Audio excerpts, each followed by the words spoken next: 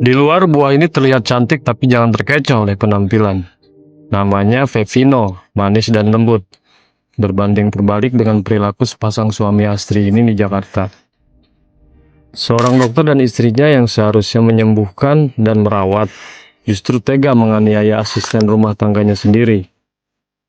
Kasus ini bikin miris. Apa artinya gelar dan status kalau hati tak lebih lembut dari sebutir pepino? Asisten rumah tangga ini ditendang, dibenturkan ke meja, dianiaya tanpa balas kasih. Hati-hati, tak semua yang terlihat manis benar-benar baik.